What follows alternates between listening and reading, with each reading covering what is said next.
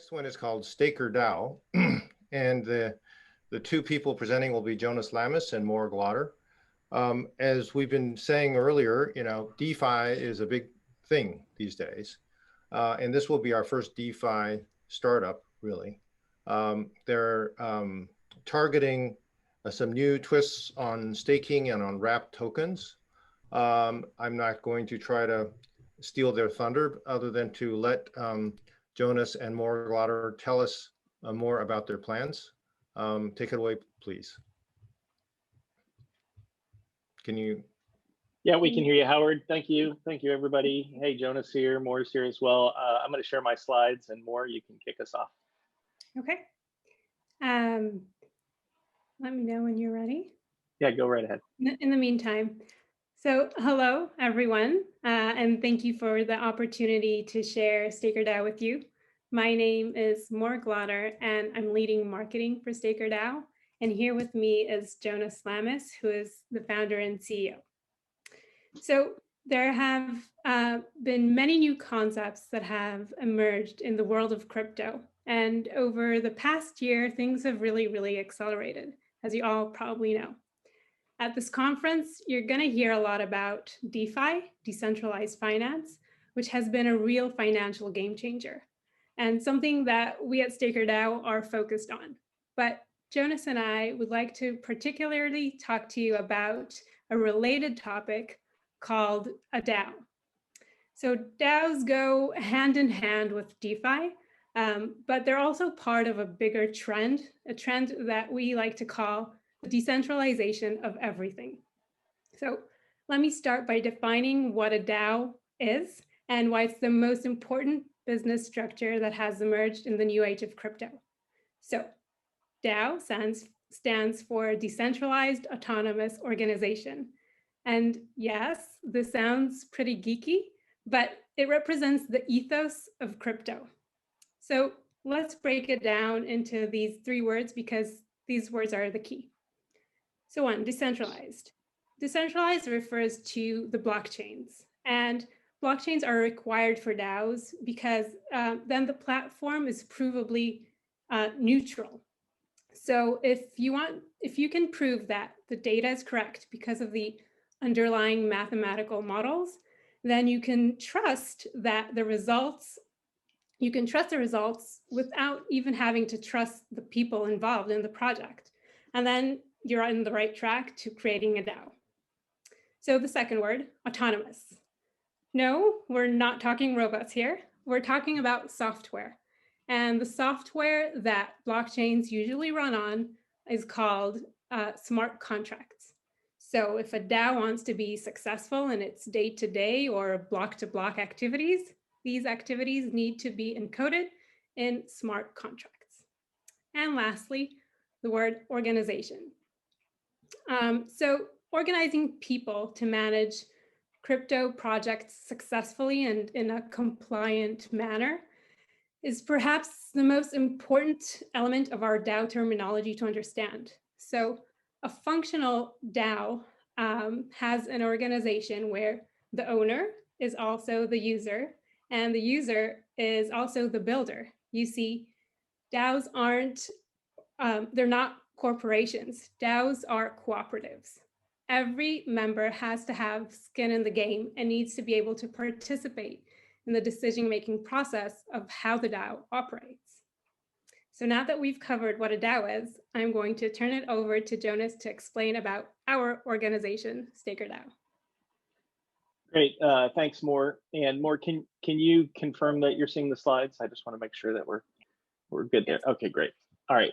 So every decision that StakerDAO makes, what are we going to build? Why are we going to build it? How much are we going to charge for it?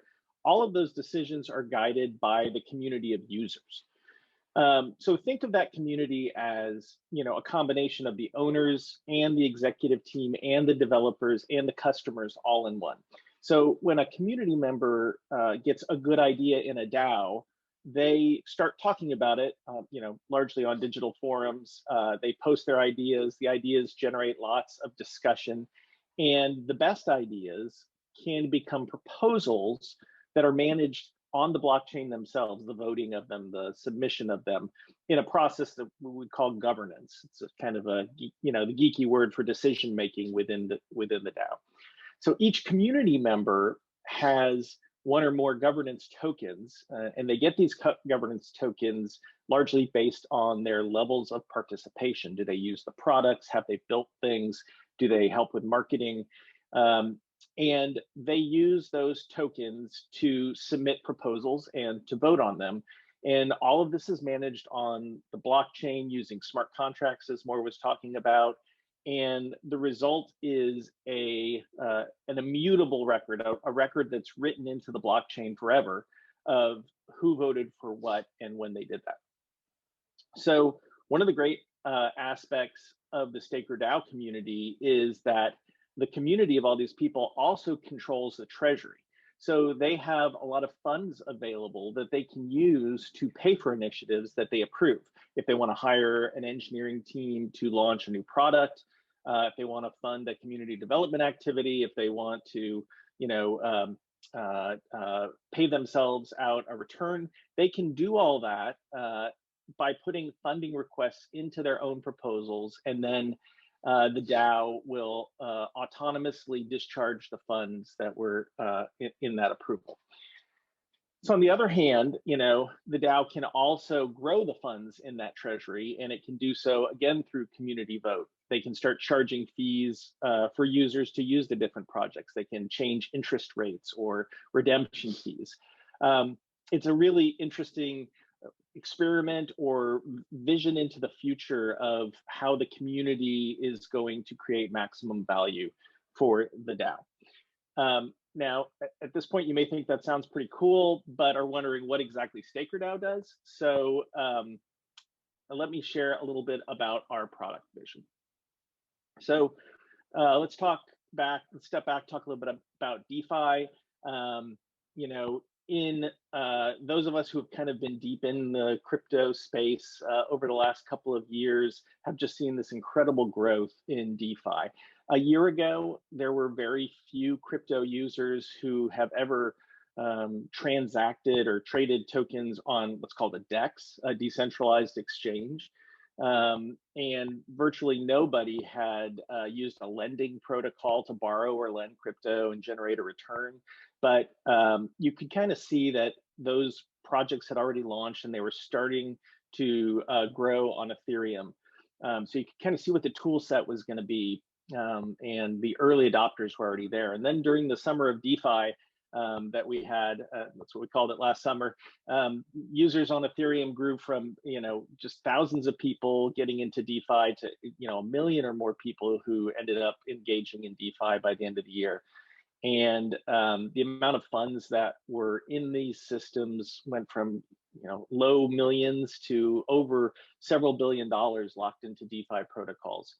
And so we launched StakerDAO about a year ago because we knew that there were some great blockchain projects besides kind of the core one, Ethereum, who would also want to have DeFi access. And so we thought through a DAO model, we could really enable the whole crypto ecosystem to take advantage of this DeFi functionality. And so today, StakerDAO has created a community of blockchain and finance experts.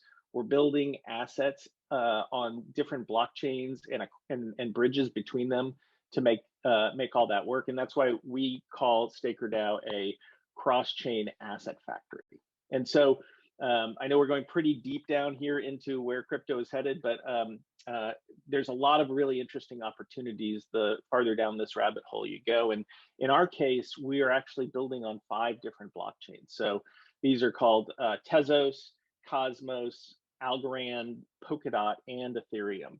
And the first 4 of those are kind of newer versions of what Bitcoin and Ethereum brought to the market. They use a consensus mechanism called proof of stake. I'm not going to get into the details on that, but it's different than proof of work that Ethereum and Bitcoin use. And so with that proof of stake concept, that's where the staker comes from in StakerDAO. We're a community of users of staking protocols. And On these networks, we are building a variety of types of financial assets, and they largely fall into three categories. There's the wrapped products, there are the index products, and there are the governance products. And the community, has to be built in a way that we have experts on financial services and also experts on the different underlying networks like Algorand or Tezos that we're working on. And that's essentially what we've been assembling in our DAO. And so now, can you talk a little bit more about how these products work?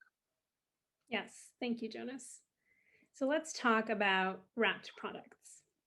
Wrapped products present an amazing opportunities for proof of stake token holders to have their cake and eat it too. So in our case, we're talking about wrapped Algorand and wrapped Tezos. These Algo and Tez holders will be able to stake their tokens and continue to get full staking rewards, while at the same time getting a liquid version of their token, which we call wrapped Algorand and wrapped Tezos. And they could use these wrapped versions of their token to enjoy other yield opportunities, even on Ethereum. So yes, this is a cross-chain world. Just lately in December, we launched wrapped Tezos that already has over 600,000 locked Tez, which means over 600,000 wrapped Tezos minted. And with the Staker bridge coming live soon, hopefully, these holders will be able to bridge their tokens from Tezos to Ethereum and enjoy yield opportunities also on Ethereum. And then also we're excited that wrapped Algorand will be joining as well very, very soon and will be live with wrapped Tezos and available on all networks. Okay, so moving on to index products. As you probably know, in traditional finance, buying an index is usually the best thing for passive investors. And while everyone thinks they can pick and choose kind of the winners, if you look at the performance of the Vanguard funds, you'll see that the optimal strategy has always been there with the indexes historically.